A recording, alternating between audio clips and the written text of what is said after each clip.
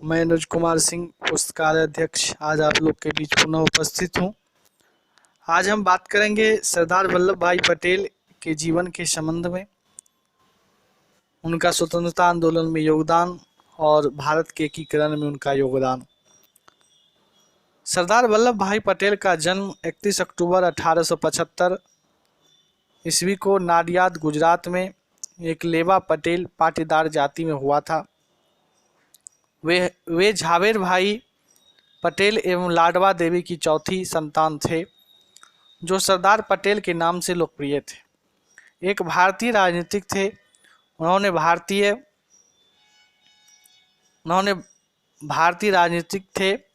भारत के पहले उप प्रधानमंत्री के रूप में कार्य किया। वे एक भारतीय अधिवक्ता और राजनेता थे, जो भारतीय राष्ट्रीय कांग्रेस के एक वरिष्ठ नेता और भारतीय गणराज्य के संस्थापक पिता थे, जिन्होंने स्वतंत्रता के लिए देश के संघर्ष में अग्रणी भूमिका निभाई और एक एकीकृत स्वतंत्र राष्ट्र में अपने एकीकरण का मार्गदर्शन किया।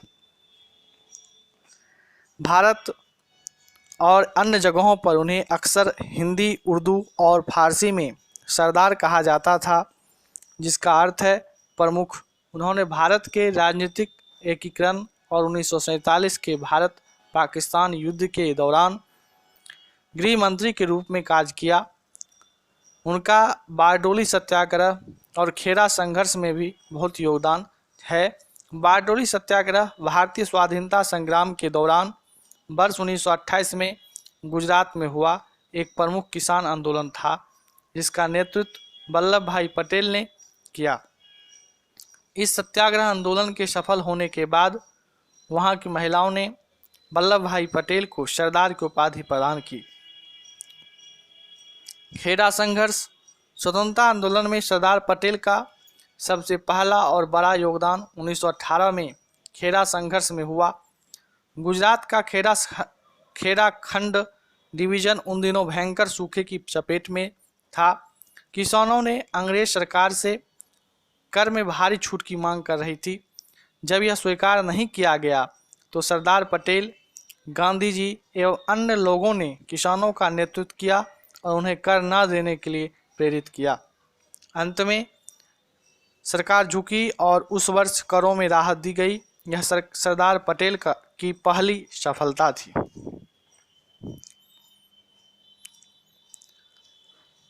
आज़ादी के बाद सरदार पटेल का बहुत योगदान है। यद्यपि अधिकांश प्रांतीय कांग्रेस समितियां पटेल के पक्ष में थी, किंतु गांधी जी की इच्छा का आदर करते हुए पटेल जी ने प्रधानमंत्री पद की दौड़ से अपने को दूर रखा और इसके लिए नेहरू का समर्थन किया। उन्होंने उप प्रधानमंत्री एवं गृह मंत्री का कार्य सौंपा गया, किंतु इसके बाद भी नेहरू और पटेल का संबंध तनावपूर्ण ही रहे। इसके चलते कई अवसरों पर दोनों ने ही अपने पद का त्याग करने की धमकी दे दी थी। गृह मंत्री के रूप में उनकी पहली प्राथमिकता देशी रियासतों, राज्यों को भारत में मिलाना था। इसको उन्होंने बिना कोई खून बहाए संपादित कर दिखाया। केवल हैदराबाद स्टेट के ऑपरेशन पोलो के लिए उनको सेना भेजनी पड़ी। भारत के एकीकरण में उनके महान योगदान के लिए उन्हें भारत का लौह पुरुष, आयरन मैन ऑफ इंडिया के रूप में जाना जाता है। इनके सम्मान में स्टैचू ऑफ यूनिटी का निर्माण कराया गया, जो सरदार पटेल को समर्पित स्मारक है, जो गुजरात के नर्मदा जिले में स्थित है। यह विश्व की सबसे ऊंची मूर्ति है, जिसकी लंबाई 182 मीटर फीट में 597 फीट है। इसके बाद विश्व की दूसरी सबसे ऊंची मूर्ति चीन में स्थित है, जो स्प्रिंग टेम्पल बुद्ध के नाम से जाना जाता है। देशी राज्यों, रियासतों का एकीकरण में इनका अहम योगदान है। स्वतंत्रता के समय भारत में 562 देशी रियासतें थीं। इनका क्षेत्रफल भारत का 40% था। सरदार पटेल ने आज़ादी के ठीक पूर्व में ही बीपी मेनन के साथ मिलकर कई देशी राज्यों को भारत में मिलाने के लिए कार्य आरंभ कर दिया था। पटेल ने राजाओं को बहुत समझाया कि उन्हें स्वायत्तता देना संभव नहीं होगा।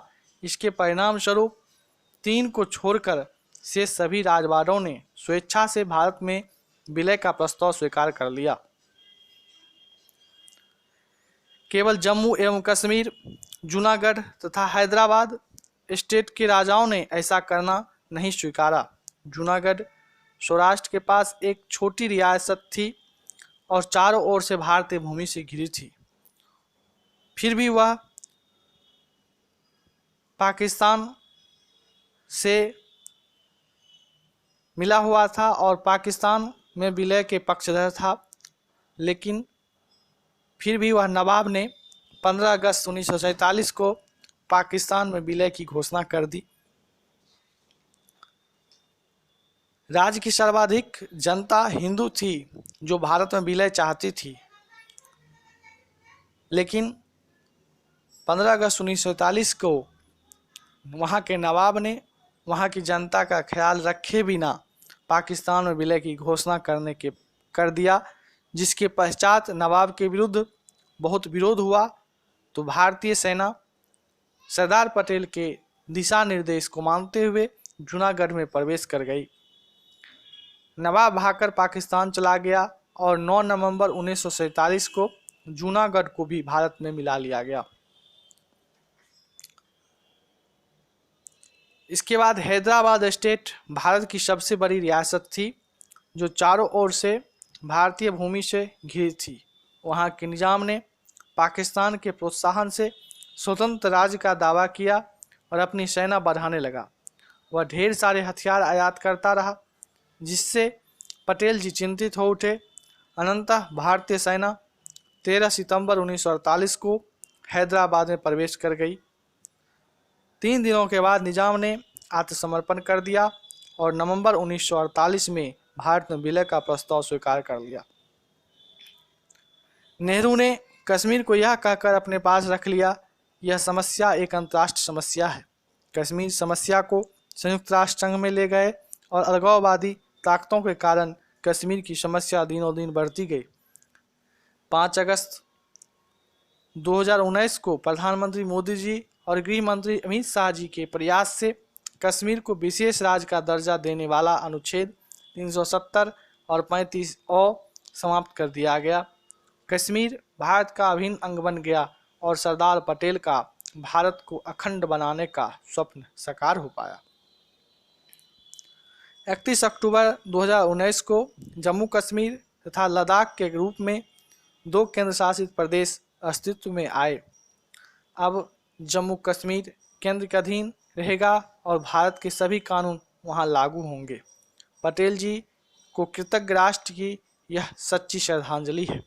उपर्युक्त विवेचनाओं के आधार पर यह कहना उचित होगा कि वर्तमान भारत का जो अखंड स्वरूप है, जो सरदार पटेल के कुशल नेतृत्व के कारण ही सफल हो पाया, अतः हमें इनके स्मृतियों को सदा अपने दिल में संजोए रखना तथा उनके देश के प्रति निष्ठा को बनाए रखना ही हमारी सच्ची श्रद्धांजलि होगी। धन्यवाद।